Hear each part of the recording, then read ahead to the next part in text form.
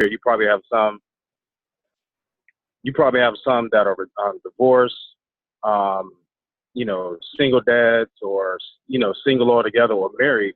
So I think if we figure out where each of us are, and then once we establish the trust, like removing the stigma around men being able to open up, then I think from there, I think we should all be able to pretty much pinpoint a couple of topics that would be helpful to all of us. Because regardless of our situation, like you guys were just saying, we're all men.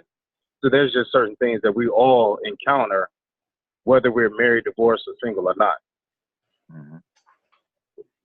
Right. And I know I was actually got a chance to see Terry alive. Terry did the other day. I believe Terry was for a singles group. Correct me if I'm wrong.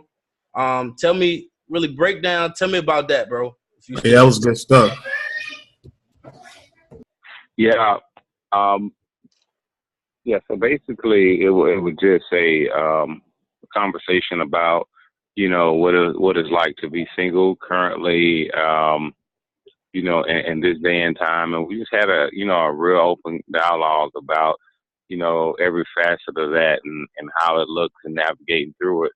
And when we say single, we're just talking about people who are not married altogether. Even, even if you're currently dating, technically, if you're not married, you're single in a certain way, because a lot of people still living, by themselves and whatnot, and they haven't made that commitment. But it was a great opportunity for us to just really see. Of course, it was majority women there, but we did have some fellows who were sharing, and it still kind of opened up that whole understanding, like we're talking about now, how Black men really don't, vocalize their concerns and are open, or even participating in things that they would be considered something outside of manly. So, it was just a great discussion, man. So, yeah, but I'm definitely excited to be a part of this and see where we can go with this, man. Absolutely. Because I know my situation is I'm not married yet, but of course, as of November, I will be. So my situation is, and how really mental health impacted me, and maybe y'all can help me as well, is I'm gonna be honest, y'all. Like some years ago, I actually didn't know how real mental health was, right? And that's just me being honest, right? I've seen, people, I guess lash out on Facebook and social media, and my whole thought was these people just want attention, right? And until it really hit my family is when I was like, wow, it's a girl I went to school with was a basketball player at VCU, had committed suicide, right? And then my younger cousin, he tried to kill himself a few times, right, with overdose on pills and things like that. So I mean, at one point I didn't know, that was something real, because I even feel like myself, I went through a time of depression or stress, because I was at a state of, like, I didn't give a fuck about nothing. Like it was weird. And Justin, you may have experienced some of this working with me, but it's like I didn't care about anything. I wanted to be to myself. I didn't want to talk to people. You know, it was different, and it was something that I didn't know how to get over with, just because I didn't know. As a man, you're not supposed to tell people that you're hurting. You're not supposed to cry. You're not supposed to do these type of things. So I didn't talk to anybody. I didn't share with anybody, and it kind of scared me a little bit because, like I said, I didn't really care if anything happened to me, on that journey. I was just kind of living to be living. I wasn't in a place where I was going to hurt myself or anything, but, I just didn't know. Right. So for someone like myself, or someone who's like, I'm having certain thoughts, or, I don't know where I want to go in life, give me a situation where, what would you tell somebody who says, yo, brother, I think I'm lost right now. I don't know where I'm going. I don't know if I'm coming or going. What would y'all say to somebody like that? Well, my first thing would be to encourage you to get to know yourself through and through. Get to know your own issues, your own triggers. Look at possibly your past. You really have to look at what you've experienced through life, what the dynamics were in your home, what the dynamics were, how your parents or your closest siblings or anyone that you happen to look up to, how they handled adversity. Because a lot of us, we pick up these habits, these dynamics and lifestyles from others, not even realizing that the way that they were handling situations, they were dealing with their own issues. They were dealing with their own depression or anxiety or whatever issue that they may have been dealing with. And that's something that we pick up along the way. And we normalize a lot of these behaviors because if people say it all the time, oh, I got this honest, or this is just who I am. This is the way that I've always dealt with things.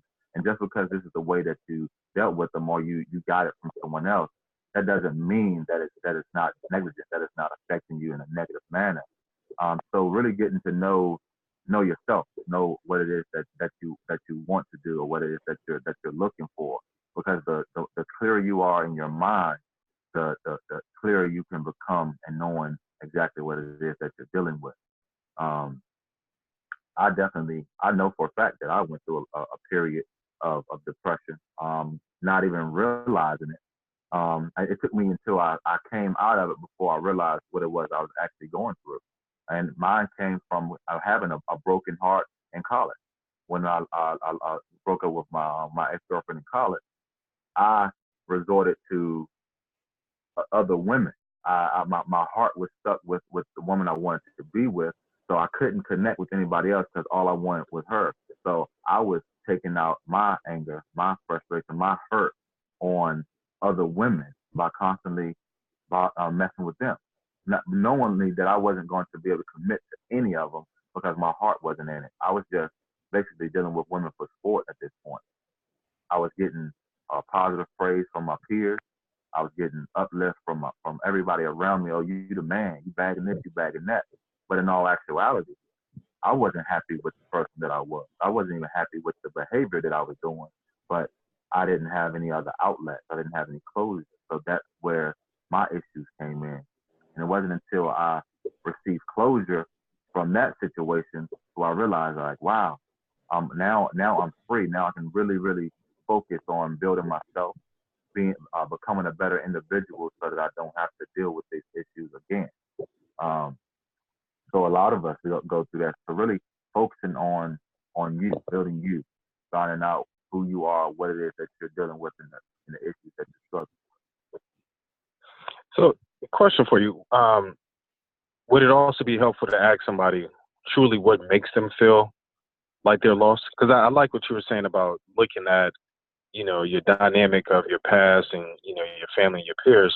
But like, if someone were to come to me and say, I'm lost, should we ask, like, well, what makes you feel lost? What gives you that sense, Have to ask those open-ended questions so that you can get them to speak and share. Yeah. So that's what I was wondering, would that also be helpful in addition to, like you said, looking at the dynamic? What does loss look like? Because I think a lot of times too, we may have different definitions of what loss looks like. Mm-hmm. And that could be from like a financial standpoint, status. So would that also be helpful just to try to define that as well? Most definitely. Most definitely. Justin, you got something to add to that? No, I think I've hitting it right on the head, man. I was just going to say, just in my own personal experience, just thinking back, I think Anthony was talking about something that I kind of went through. It's funny. Like you were saying, Anthony, I think I had a situation, but I really wasn't too sure. You understand what I'm saying? And the reason is because, I played sports, all through high school and some college, but I always had I always liked working out, right? And so, if you work out a lot, which some of you guys probably have experienced, I just always stayed in the gym. So a lot of stress I really didn't deal with outwardly or inwardly, just because I've relieved frustration in the gym, not really knowing that's what I was doing. You follow what I'm saying? So, situations that would come up, I really didn't understand that, they really didn't affect me a certain type of way just because that was my outlet. But that was just something I like to do. But recently, I would say probably within the past, couple years, just, as you were talking about, just your relationships, and I'm just being open with you guys, I lived with my father from the age of 6, but prior to that, I was with my mother. She had some challenges, and she couldn't raise me and my siblings, and so not having that connection with my mother from 6 to pretty much till I was grown. I was always kind of looking for that female companionship that I so I would get involved in a relationship, and and the female's mother is who I would gravitate towards because it was more of a motherly type of feeling for me. And so, just putting all of this back together from what you said, as far as, understanding what took place in the beginning, can really dictates to where you are right now. Like what's going on right now, it has a lot to do with what happened at the beginning, so, that's just to add and testify to what you shared is right on track. Gotcha. Terry, anything you want to add?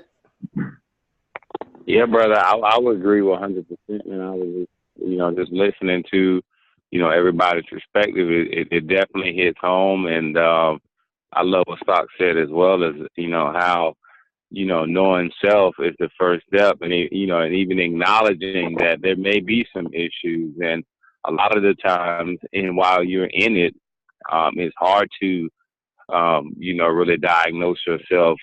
So, when, as you get older and you're able to, look back and see who you once was, you say, well, man, next time I even get the sign of some of those behaviors, popping back up, whether that be depression or, some type of bipolar disposition, I'm able to now seek some type of outlet or seek some type of resource so I can stop it in its infancy. And I think that's what's really been a proponent for me, because I can recall, being in the same situation. I think maybe what Justin was mentioning, and my mom still is struggling. So having that component and still dealing with that now, the way I deal with females, there's a disconnect, because I was raised just by my dad, where I'm not able to tap into some of the empathies and maybe even some sympathies that help you be less problematic with women and less combative. Is always this kind of, I don't even like using the term alpha male, but this dominant presence that I'm presenting in situations where that's definitely not needed, when you're supposed to be elevating your woman to a certain level, and then knowing exactly when to lay down, because all that over aggression is counterproductive when you're dealing with someone that's supposed to be a significant other. So there's a lot of capacities to mental healthness. Being mentally sound. So I definitely think, you acknowledging it within yourself first, and being able to find a way to just find those key things that may say, you know what, I may be showing a behavior that once existed when I was in this state, or when I was in that state. So definitely some great points being shared. Absolutely. And and kind of also with the form piece, because I do know a lot of times, like y'all spoke about it on the the mother side. To me, I feel like a lot came from my dad, right? Really growing up, my mom raised me. Like I said, we dealt with drug abuse, in the family. So I stuck to sports, right? I played tennis. I played football. Like after football practice, I went to tennis practice, right? Because I knew going home was a place just of a lot of negativity, right?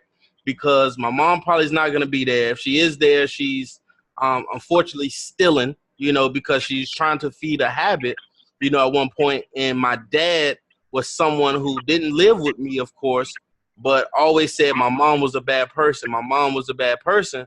Come to find out, he was a drug abuser as well, and he had his own toxic things.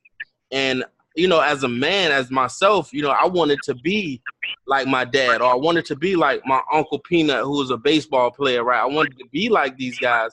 But when I saw their faults, I think that hurt me a lot. Like my uncle, you know, would say great things to me. Like the message would be awesome, but certain actions that, you know, had happened weren't so good.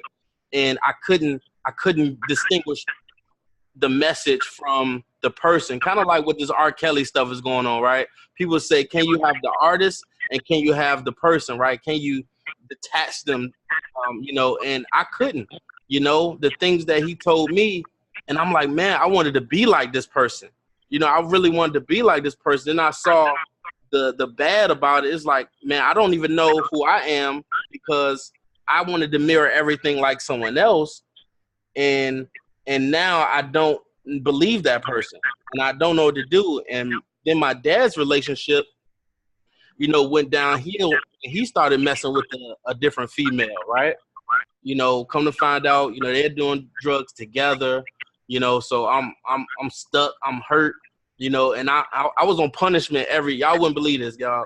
I was on punishment every day, every week of my senior year in high school.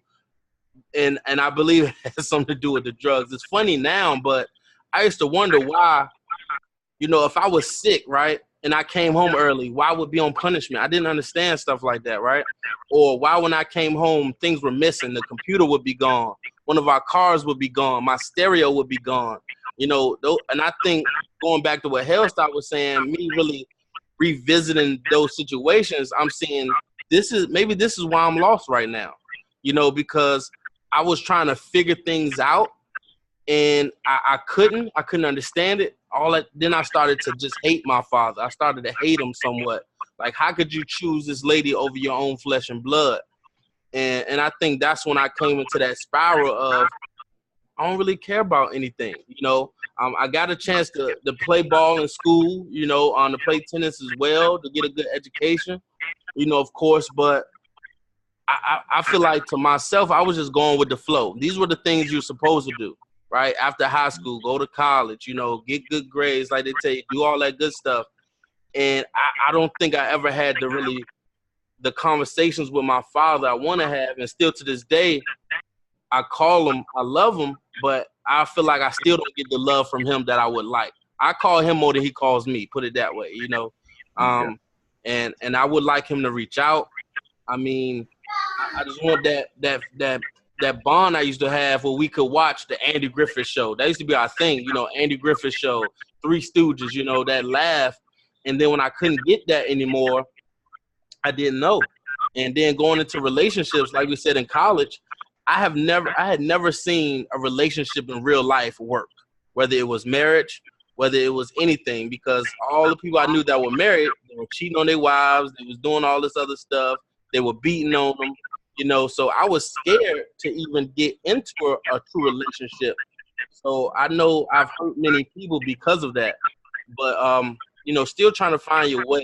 And like you were saying, going back to where it all started, kind of revisiting some things, childhood, the relationship with your parents. Like my mom's relationship has gotten stronger to the point where she's been clean for, I want to say, about 18, 19 years now. You see what I'm saying? Which is awesome, you know, and even dealing with that, she's trying to relive certain things from my childhood, right? Because she wasn't there. So she wants to buy me stuff, and you know, I'm grown. I'm a grown ass man now. I got a family. I got a house. I got all this, but I had to understand, like, my mom is going through something as well, and certain times I let her just buy me stuff. You see what I'm saying? And that's just because I saw her cry when I told her I didn't need it, because she felt like I didn't need her anymore. You know, because she missed all that time, but. That's just, you know, kind of my story. I mean, I'm pretty sure y'all can probably kind of empathize and relate to it, but definitely revisiting, the trauma, I also do think will be a way that we can help people break through also. Yeah. Most Oh, and you was great to chime in.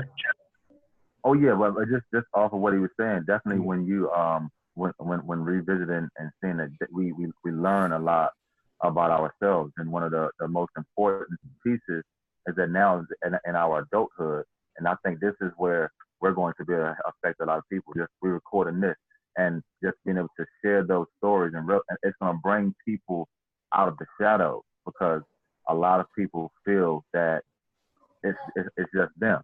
Right. Like I said, there's no voice there. There's no one saying that, oh, I can actually relate. Oh man, this guy dealt with the same thing. Like growing up I actually grew up in a household with both parents, but I didn't see any hugs. I didn't see any kisses. We didn't grow up telling each other that we loved each other. But I saw argument. I saw anger. I saw frustration. I saw a lack of communication. So them thinking that they were hiding the piece away from me that was going to be, oh, I'm gonna go out here and have sex because I see them kissing or whatever. They thought that was great, but yet they were showing me the entire negative side of the picture. But the most powerful thing that I've learned and has helped me, and I know it helped everyone, is when we become adults, we have to remove labels. We have to say, you know what, that man, that mother and father, grandpa, grandma, uncle, aunt, at the end of the day, that's a man and that's a woman. Right. We've all seen that life can be treacherous. We've seen that relationships can be difficult. We've seen that decision making can affect us because from maybe the substances that we're using or the thought processes. So once we take ownership of everything, even if it wasn't our fault, we take the ownership and see that as it being, okay, that was just a man and a woman. Now, what can I do? What can we do to break these chains, break the curses with us, so that these curses don't continue to trickle down to our family and continue to go forth. And so what we're doing now is going to be a major part. Self-disclosure makes people comfortable. Absolutely. That's the way of building rapport with anyone. Any type of relationship, the basis of that relationship is being able to build that rapport, and back to the trust piece. So once someone is able to hear us, once they're able to see that we can share some similar stories or open up and self-disclose to them, that gives people comfort in opening up and sharing as well. And once they open up and share, you can see where that person is. Going back to what you just said a little while ago, getting them to find out what loss looks like, what does loss mean to you, and that way we'll be able to give insight and give assistance on helping them understand where they are and giving them direction. Absolutely. I think that's key, Anthony, what you just shared, because I know for me, that's what helped me, transition and grow probably the most, I would say. Just removing labels. And what I mean by that is by removing labels. Just thinking back, because, it's funny because when I did this, and I didn't know consciously this is what I was doing, and I'll just give you guys a little bit of my story. But I'm married now. Have 3 children. Going on 10 years married in October of this year. And but my story was, here's my mother. My mother lost her mother at the age of 2. My mother lost her mother at the age of 2. She was one of 3 siblings, right? Her father, the way she lost her mother was in a car accident. They were traveling from Washington, D.C. It was her older sister, which is older than her by a year, and her younger brother, okay? And her father fell asleep at the wheel and crashed, and the mother died. This is my grandmother. I never met her. My mother's died when her mother was 2. I mean, my mother's mother, right? So you get it. Yeah. So, long story short, my grandfather didn't know how to deal with the situation. He moved to Florida. Okay, he left my mother and her 2 siblings with her with her grandmother, I guess, at that time. Okay, and so they the grandmother raised them, but my mother dealt with something, not ever knowing her mother, not ever knowing her mother. My mother dealt with something all her life, not ever meeting, not ever knowing her mother. Okay. My mother, my aunt, and my uncle, all three siblings, battle with addiction, drug addiction. Okay. Trying to fill this void for something they never. Now their father kind of gave them up in a sense. So now they're dealing with two things: the loss of their mother early, and the father not knowing that their father really wanted them, or what role he ended up, uh, going to alcoholism and stuff like that too. And here I am. I come later on in the story at the age of 19. My mother had me 2 years after my older brother, right? And so I'm dealing with the effects now. My mother later on, guess what happens with her? Of course, addiction comes in through whatever. And so I'm just in it, right? I at some point, I found out what drugs are and all of this stuff. But it wasn't until when I was grown enough to understand my mother wasn't choosing drugs over me. My mother was dealing with something that she was exposed to. She was trying to handle the situation the best as she could. You understand what I'm saying? She was trying. My father, all right, my father's father died when he was 5, committed suicide, right? So my father even never had a good example of what a father was. He didn't have a father. He grew up. So I'm looking at these people. I'm like, you know what? And it's easy for us to look at our situation and be like, my dad didn't do this and my mom didn't do that. But when I look back, I'm like, man, my dad married a woman, and he took me out of an environment, a bad environment, and put me in a stable environment, gave me structure. You understand what I'm saying? So when I look back, I said, you know what, man, my dad did the best that he could do, given the hand he was dealt. My mother did the best that she can do, given the hand she was dealt. You understand what I'm saying? Now it's up to me to take ownership, right, and look at it the right way, perceive it the right way, and like you said, Anthony, how can we move forward now? So in a situation like you said, Travis, like you missed that time, you wish your father could do, he will reach out more. Well, you got to reach out. You understand what I'm saying? You're gonna have to do that. You're gonna have to reach out because he may still be in a stuck place where he feel like he should have done more. He should have been more. He may be living in a land of regret. You understand what I'm saying?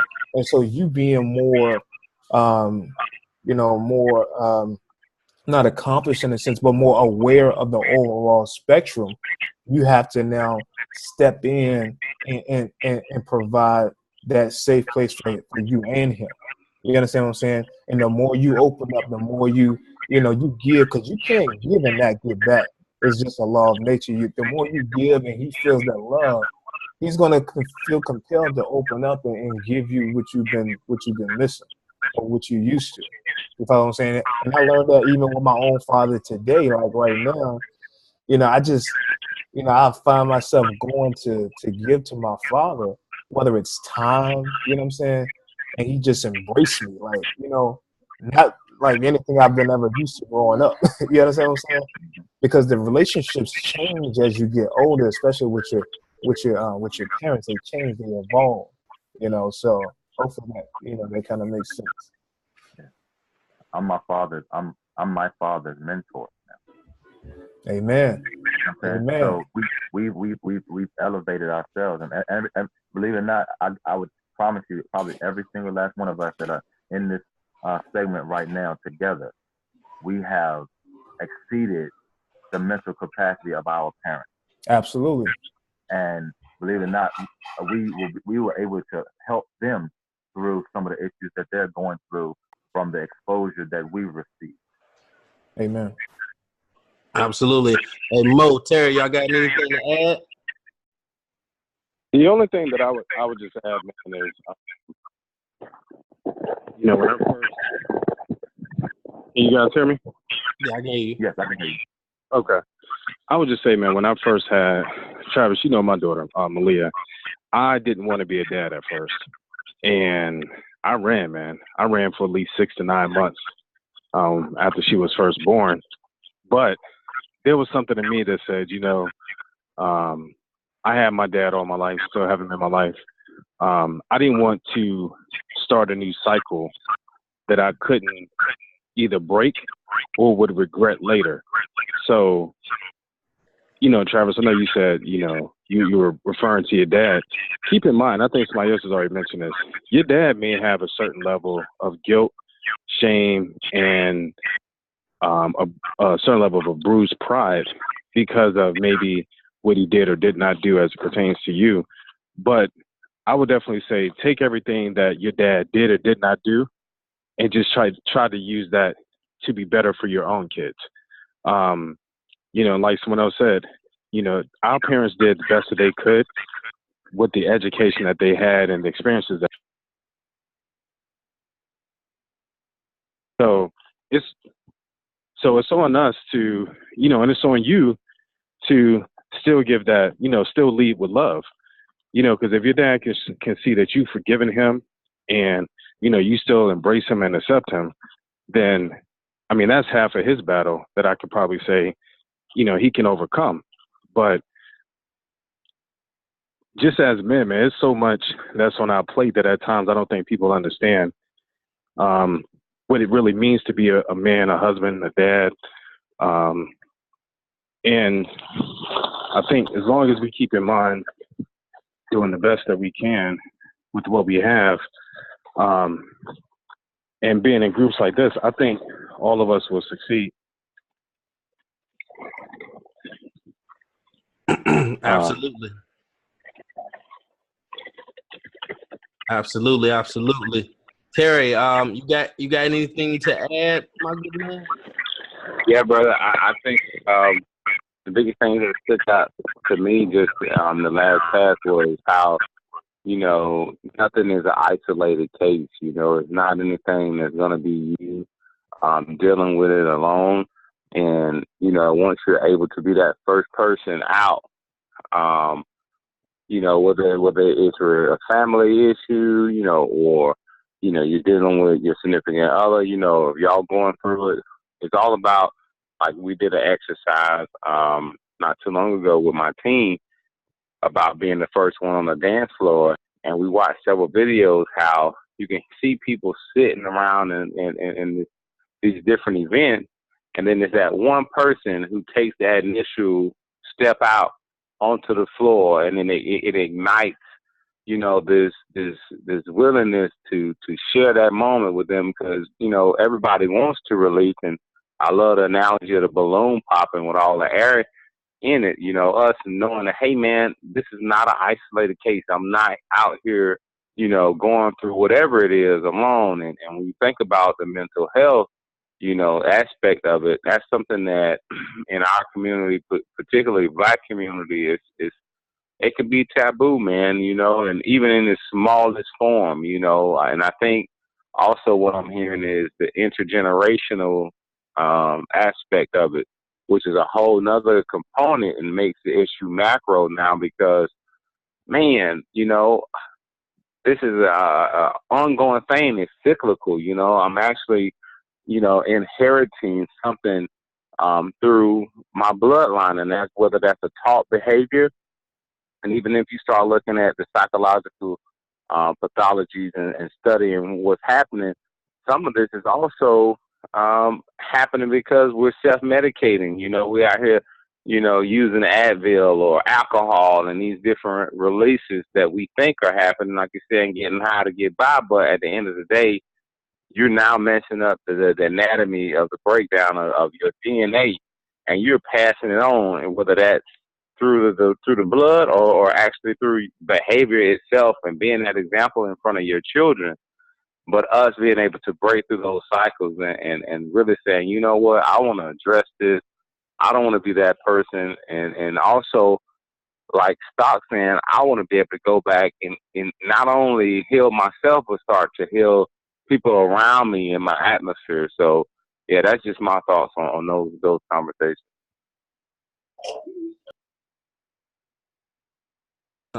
Absolutely, because I mean, when we talk about self medication, I mean, weed was my thing. I mean, when I was at that point where I could just, when like if something was bothering me, I knew I could go home and smoke, and then I know I wasn't gonna have to worry about anything else. I could kind of get lost in this cloud per se of like going into the depths of not caring, and that's really what the weed did for me is, at first it was somewhere it was social, right? High school, all the friends doing it. I want to be cool, but then at that point, it gave me the sense of numbness. It allowed me to be numb and really push a lot of things away or out of my mind. Actually stopped me from thinking, right? And a situation actually, I want to say maybe about 4 or 5 years ago, before, my girlfriend or my fiance now, this young lady I was kind of heads over heels about, right?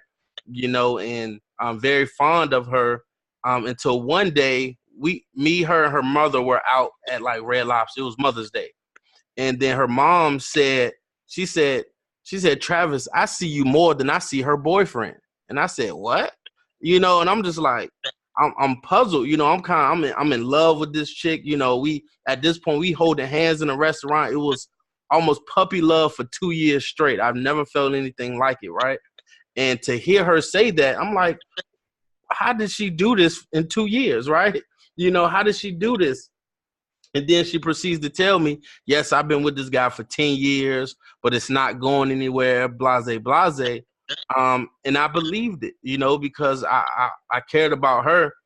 But the crazy thing, the pattern that would happen is she would always have to leave, right? She could never stay because she had to go home to her boyfriend or her husband, whatever he is now, so I would smoke to not think about being hurt, to not cry, to not say, hey, why doesn't this person want me? I'm in a position again where I don't feel like I'm wanted, which then resonated to a situation in high school.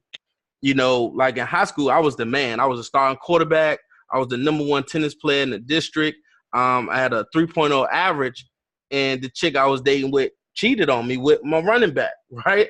You know what I'm saying? So I remember crying in front of my mom and my grandmother before she passed and saying, yo, why doesn't she want me? And I think I continued that throughout life because I felt like, man, nobody wants me. I felt ugly. I felt fat. I felt, that I just could never be enough no matter what I did, not only for the females around me, but like I said, my dad too. While my own punishment, Pops, I come home every day. My schoolwork is done. Again, I got a 3.0 GPA. Again, I'm a star quarterback.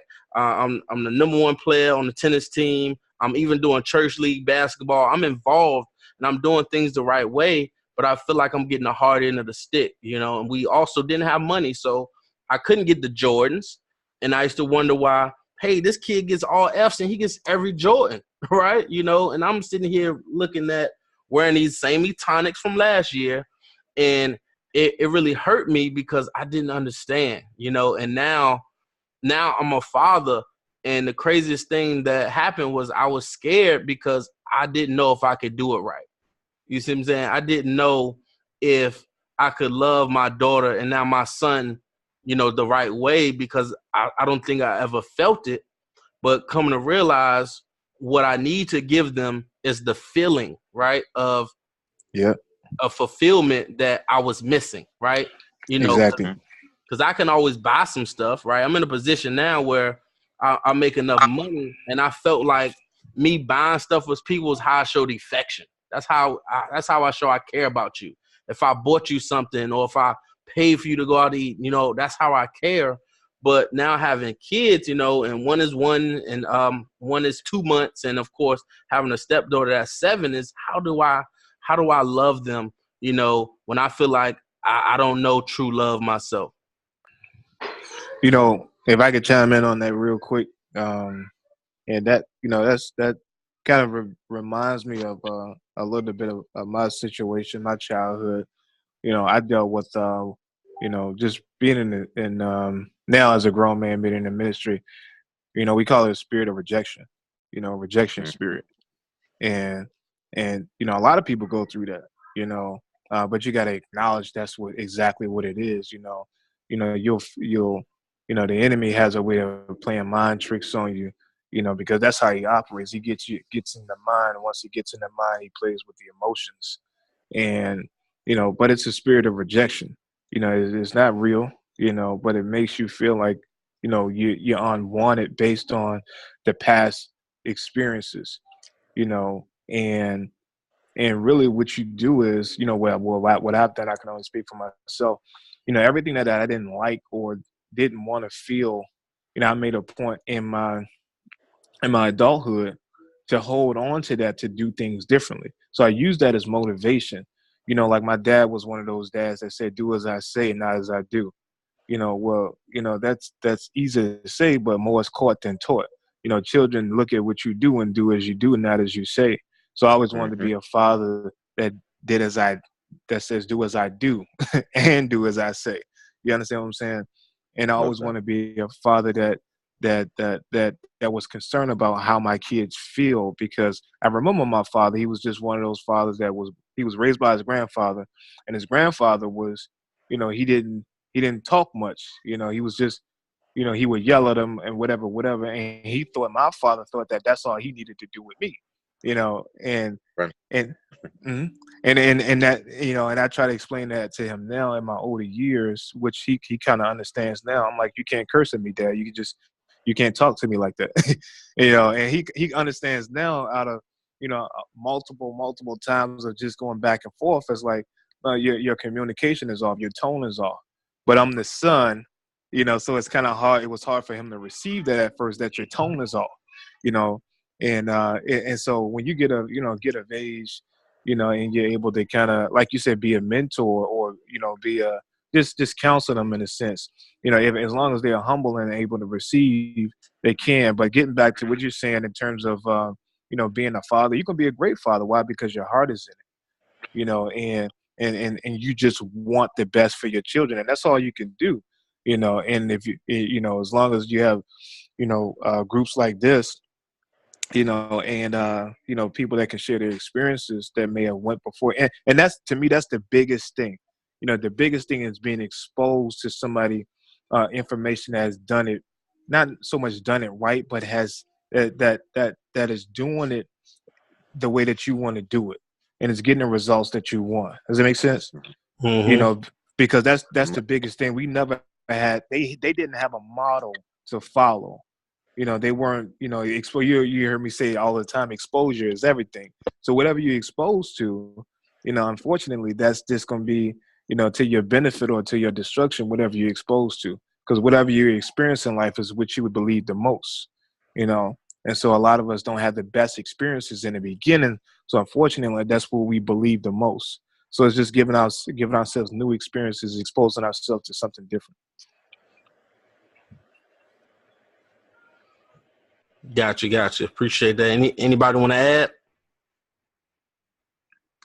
I'm gonna be. I can go on for days, man. But we got. I'm telling you, this stuff what I live for, man. So I'm just appreciating it. And I just want to say honestly, just thank you to everybody for being transparent and opening up and sharing, because I truly believe that within this 30 to 45 minutes, there's been some healing being done already. There's Amen. some actions that are working within us. There are some ideas that have been prompted through us sharing. So my main thing, I just want to say thank you to us, man, for being men, being the great men that we are, and being the great black men that we are, and just continuing to display Amen. greatness, man. Likewise, I echo that as well. Yeah, I'm with you on that too, Stock, and it kind of reminds me of a video that you did a while back, talking about writing down your vows, and when you think about the components of what we're having right now, we're literally verbalizing what's inside, and you're saying how when you're able to express something, it's distinctly different than when you're just regurgitating what you've heard or what you've been taught. And I think, this conversation is great for us as well to be able to release almost equivalent to those vows, because now you're able to express what's within versus just being able to repeat something. And it's a release. It's actually a release. And then there is also a commitment that comes behind when you share. And then sometimes you get to bury these things as well. So I'm seconding that.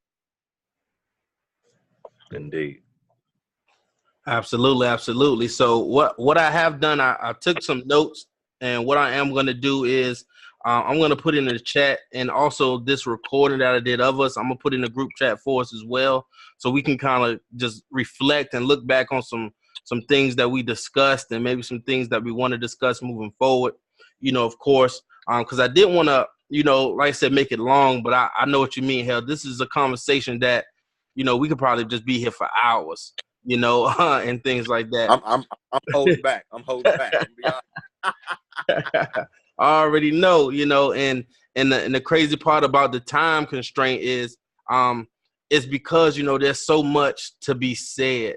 And hopefully, what we can do is grow this group from 5 to 6, and it's just one at a time, man, because I've seen so many people hurt. And that's the reason why I've kind of changed where I used to be before. Personal development is so important to me. And I got to honestly thank Justin, for assisting me with that, because at one point we were working together. I was technically his boss, and he would give me feedback. And I'm like, who is this guy thinking me feedback, right? I'm his boss, right?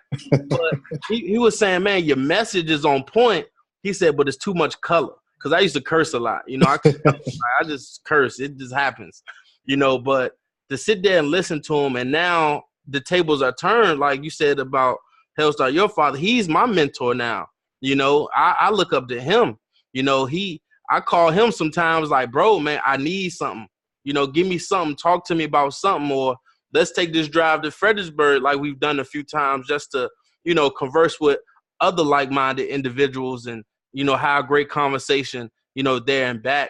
But I think it's real important that we also talk about the company we keep, and that's something I learned from Justin, talking about OQP, only quality people, and Will Smith said it too. We got to look at the people that are in our phones. Are they adding value to us, or are they dousing our flame, right? Are they fueling your fire, or are they dousing your flame?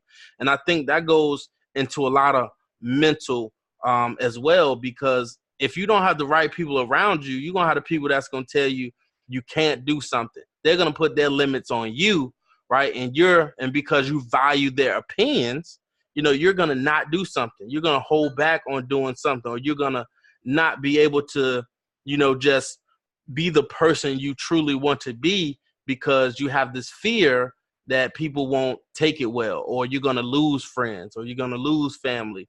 That fear of loss, I think, is crazy, when it comes to that. So, I wanna ask, how, because Hellstar, like the joke that hurt me. I think the one loss that hurt me is 2 losses, right? I played tennis though, so my guy Jack, that I don't know if you remember Jack that played tennis. I know Terry. I remember. I know Jack. I know you remember, but he was from the islands. He was kind of the first person I got connected with, at State on the tennis aspect, because he had this accent, right? And people couldn't understand him. So people say, Travis, what did he just say? And I would have to kind of explain it to him.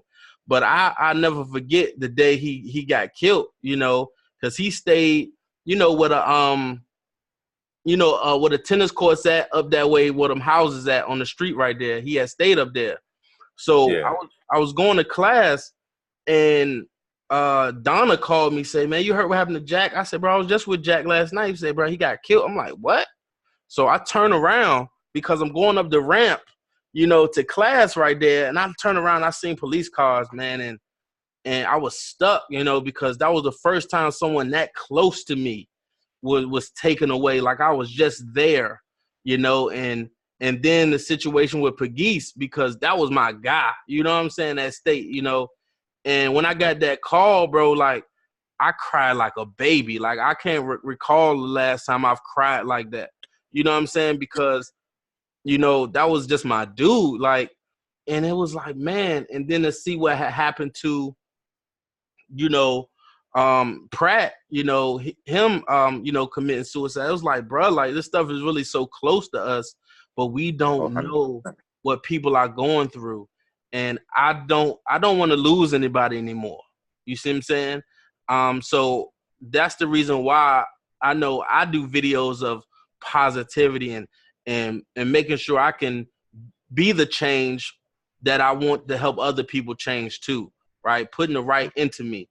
Les Brown, Tony Robbins, the Zig Ziglars, you know, the everybody that I can, you know, name, the Napoleon Hills, you know, to get the right spirit into the right positivity, because that's what I want to release on the world. And when I kind of started this brand, like I was telling Justin, he was like, "What's trade the trends?" Right? Because yes, it's trading, but I want to trade in an old trend for a new trend, a trend to say, hey, you can be who you are without sacrificing who you want to be, if that makes sense, you know, because a lot of times we sacrifice or we don't say something out of fear. Oh, man, I care about this person. So if I tell them the truth, they may not like me anymore. I got to a place where it's not that I don't care, but I respect you enough to be totally honest. You see what I'm saying? I want you to know me because I want to know you. I don't want to pretend to be the person that you like because I'm in a ball. I'm in a certain constraints. I can't be who I am, and that's not a good feeling, you know, at all. And I tell my boss that as well, because my director, she follows me on YouTube and says, why don't you kind of start this at work? I said, because there's too many constraints. There's too many HR constraints. I can't say this. I can't do that. Whereas I can be myself, you know, with my guys and with my family or on social media. And I just think it's important that we do discuss how the people around you impact you, you know, and your progress or your evolution per se. Definitely. You spoke on a piece that I agree with so heavily, and it's in a different element. But I was working in the mental health field, and I was working with kids in Richmond public schools. And when I was doing that, it was so many HIPAA violations. It was so many boundary issues. Like I wasn't even allowed to go to their games. Or the moment you start working with the client, you're supposed to be working with them to release them. And I'm like, I felt like I might be the only positive individual in their lives. I felt like I might be the only person that is really, really giving them a true understanding of what love is, what respect is, what passion is. And you mean to tell me I can't work with them? And then I started to see the parents coming in, and I would see that same brokenness. I would see that same hurt, that same lack of communication. And I'm like, man, I'm dealing with the fruit here, man. I want to get to the root of things. And I know if I can get out here and I can share it from my own platform, from my own setting, I can genuinely show the love that I have for people. I can share the stories that can genuinely impact their lives and be able to continue to call them. I always told all my clients and people that my cell phone number has been the same since 2001. And it's not changing because I always want to be able to assist and help and build. So I'm 100% with you, Trav. Like that's something that's very important, man. And that's what Stock Exchange represent. Y'all know my last name is Hellstock, and the Stock Exchange is where you invest in hope of getting a return. So every single person in my life that has invested into me, whether it was for a second or for a season, you were in my life, you give me something. And now my return to the world, that's why my name is Stock Exchange. Everything I'm sharing now is all the investments that I've received, from positive or negative, from everybody in this life. Amen. Amen. Oh yeah, I think I'm glad that you shared that, and I believe in Mo. I know, matter of fact, Mo, we were talking one time about like I said, it was just life in general. I know I was you kind of asked me, was I okay? Because you could tell I was going through something at the time in my relationship, and what I do ask, if you don't mind sharing, of course, is because I don't know if anyone else here has been married, before, or I'm pretty sure y'all married now. Terry, I don't think you married. You might be, but tell me about your experience, I guess, in relationships and how that can really impact your mental capacity, if you don't mind. No, I don't You mind. asked me. Oh, go ahead. You good? Oh no, I didn't know if he was asking me or him because it had broke up a little bit. He was asking you. You good? Okay. I would say going through a divorce was probably one of the toughest things I've had to deal with. I think I would just say I wouldn't wish it on my worst enemy. I think, in a relationship, you pretty much know going into it whether it's something that you should actually go through with or something you should probably, just have the courage and respect the other person enough to say, like you said, Travis, just be honest with them. I got married largely out of obligation because I had my daughter. And it wasn't the right thing to do. And then once I finally decided to leave, first you have to deal with the disappointment from family, and friends judging you, which can be hard. Then you have to, actually deal with the situation of going through turmoil with the other person. Then, it's the kids that are involved. I would say to a certain degree, depending upon who you're dealing with, that whole process can break you down, because you start to second guess yourself. Then you start to ask the questions, where do I go from here? Because in a sense, it goes back to being lost, because you're basically rebuilding at that point from scratch. And what I would say is, it changed me in some ways for the good and for the bad. It made me less tolerable. So whereas one point I was very patient with people, I now became very impatient. I refused to settle. It was pretty much like one and done. And I had very high expectations at times. And you talk about relationship wise, it made me question a lot of people. It made me question motives. Is this person doing it out of, being genuine, or are they doing something to have, do they have basically an ulterior motive? So it kind of made me jaded. But I will say, I once I started dating Travis, Keisha, but once I started dating her, it was like, it pretty much reset me, because all of the failures and everything that I experienced in my marriage, I was now able to correct and be better for her. And not just for her, but for myself as well. And even when it came time to the kids, it was hard. My daughter didn't like me for a period of time, and that relationship was strained. But I knew just I wanted to be a good dad. I wanted her to be able to say, no matter how much of an ass I was to my dad, I know my dad was still there and still giving. So, not to draw this out any longer, but going through that divorce, it strained relationships. Even in my family and my friends, people chose sides. And I was a villain a lot of times, and I kept my mouth shut. I was one of those guys, like, I'll just take it on the chin. I'm not going to open up and be vulnerable to anybody about the pain that I'm going through. But then I had people also encouraging me too, saying, you need to step up for yourself. So, I can go, for a while about it, but I would just say that it strains relationships. It strains your mental capacity, especially if you have someone that's basically trying to tear you down and take you for a lot of the things that you have. It will wear you out, but you just have to know, regardless of all that, if you're erring on the side of right, God will bless you. You know, I've seen it myself. You know, erring on right. You know, when people try to take my kids from me and try to take money from me, it ended up backfiring. You know, so while it's tough, just keep doing the right thing. In the end, right will always shine through. Amen. Absolutely. I appreciate that. Appreciate that. Well, guys, this is past the hour mark. I took a whole lot of notes. I feel like you know, we could close first session right here.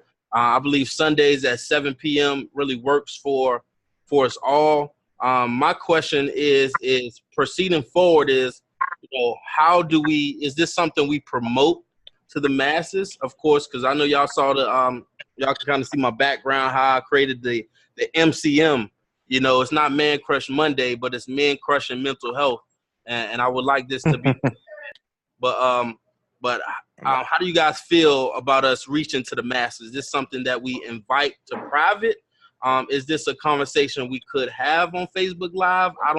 I'm not really sure yet about that, and I'm glad I didn't just go into that, because we touched on some topics, you know, especially some real personable and vulnerable topics. So tell me y'all thoughts first with Justin, then I'm gonna kind of come back to everybody of how do you feel like we should proceed, you know, with this online workshop, or even going into the libraries and creating a workshop here, since we're all in the Richmond area?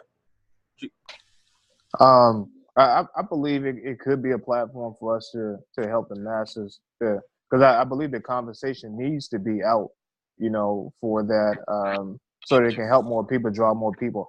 I think what would be easier for us to be able to determine, you know, the level of confidentiality would be knowing the topic in advance, so we could kind of prepare, you know, for the level of discussion, to you know, for the platform that we'll be on.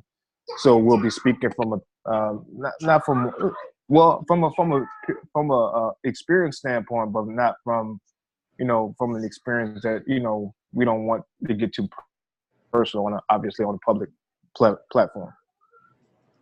Gotcha. Hellstock, your thoughts?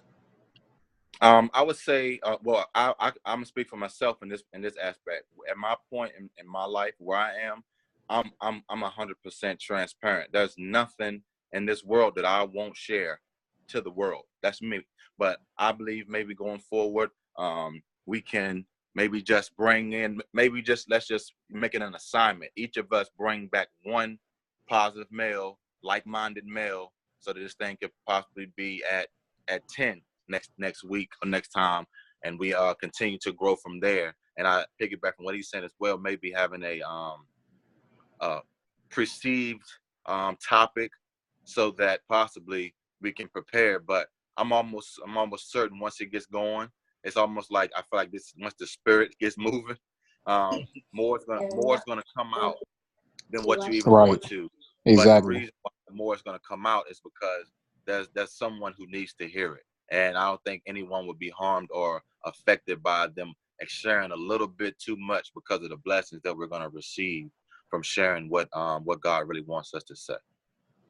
Absolutely. Amen. Terry, your thoughts? Yeah, I definitely, you know, ditto what Justin and Stock said. I'm really with, you know, maybe creating some type of parameters for the conversation in terms of what the topic may be, but I'm open as well to share, even in a public setting, some of those things, and I guess we can know in that moment how far in detail we can go, but even sometimes searching the surface level of some of the issues is definitely going to be beneficial to people as well. Now, my thing is maybe having a discussion around the frequency so it can stay effective. I don't know if weekly is that, maybe it is, maybe that's something we can talk about. And then also maybe quarterly, or, you know, at some point, like you said, we could meet at a library in person, maybe once a month, you know, and maybe have the calls more frequently. So I'm open to building, you know, because I think it's going to be effective. Absolutely. Mo? I'm all for sharing.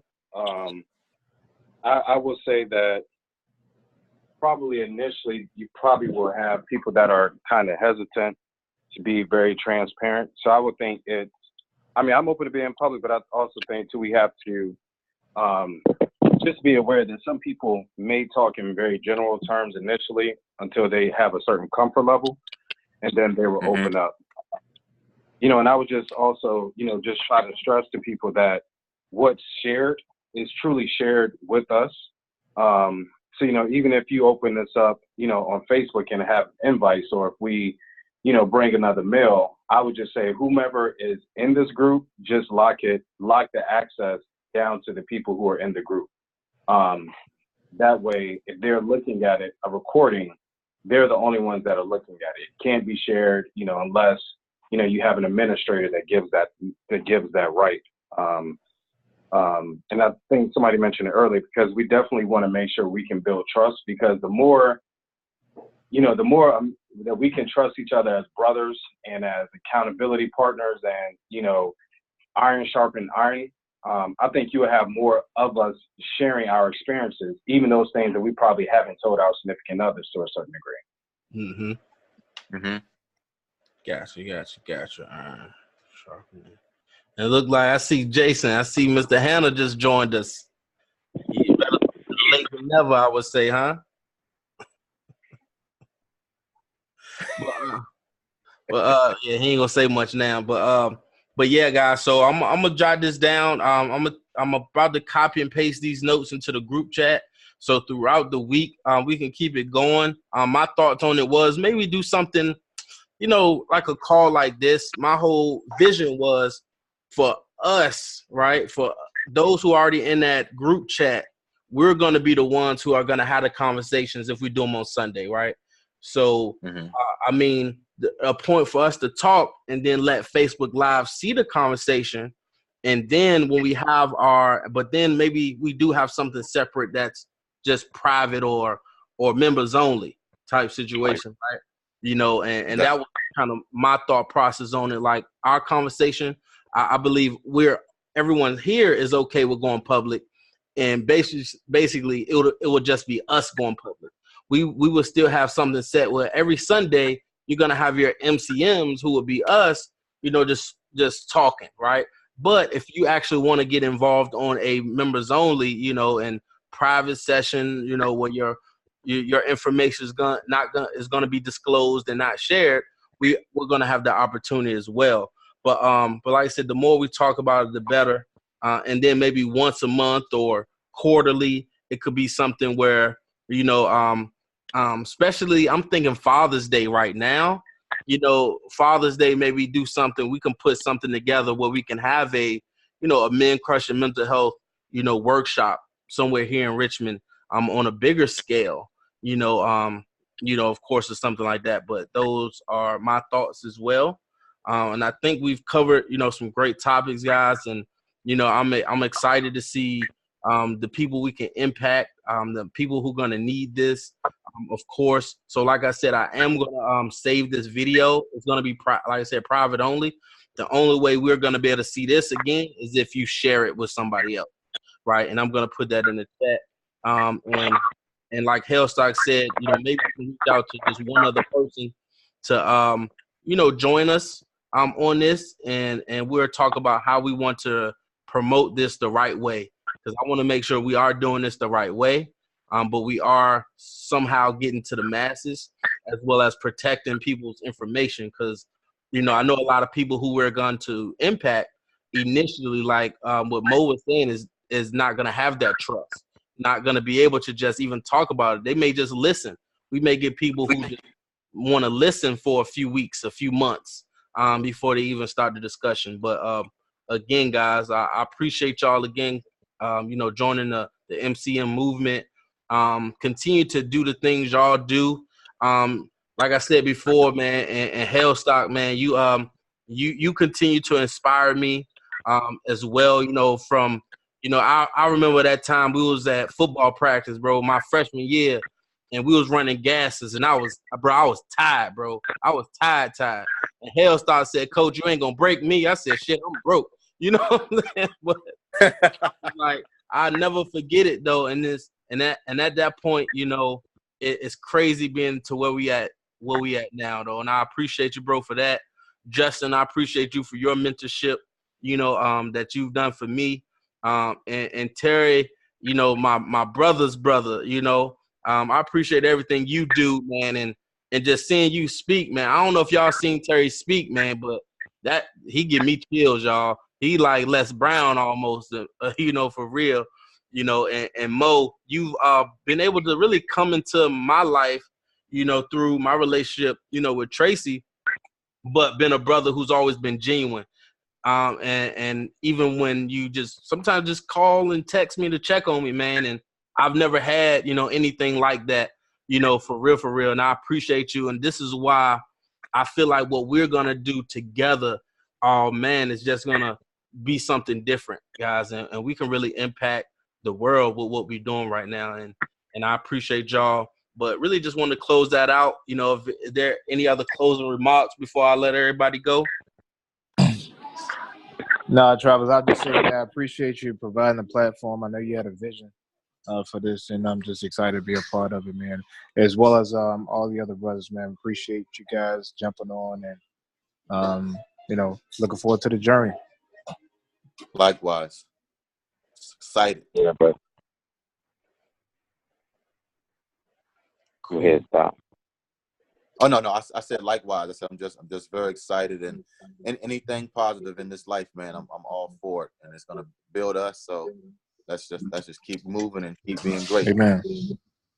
Yeah. Shout outs to you, Travis. Thank you, man. Yeah. Shout outs to you, Travis. Good work.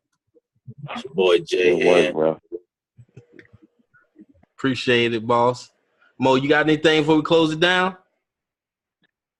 No, I think everyone has pretty much, you know, said everything that I would say, and I would just say, you know, again, thanks for the platform, and I look forward to building and learning from each of you, because a lot of stuff that was shared tonight made me reflect on my own life, and you know, made me aware of some things I need to address. So I just look forward to getting better along with you guys, in all honesty. Amen. Absolutely. Hey, Trav. Uh-huh. And I wanted to put on the list for maybe a possible topic is laughing, crying, and smiling. And, you know, we can cover those, I don't know, simultaneously or in some point, and then, you know, just at some point covering that from a male's perspective, laughing, crying, and smiling. Mm-hmm. Gotcha. I'm writing it down right now. Sound like the next topic. Yep. And like I said, I took some notes from my phone. So like I said, these I'm about to select all and copy these joints right now and put them in our Facebook Messenger chat right now, so we can continue to reflect on them and add to them as well. And let me see. Actually, they're in there right now. No specific order, just some stuff we was talking about. So again, guys, I appreciate y'all. And it's not just my vision. Like I said, Mo really helped me, you know, ground that. We talked months ago, man. We've been talking about trying to put something on for months and looking at libraries. And I said, you know what? How about we just do it online first, right? Because with so much going on, I know we all got families, but say if we can get together online, let's utilize the technology that we do have, and now let's get the ball rolling. It may not be perfect. It may not look pretty, you know, as it's probably going to be in years to come.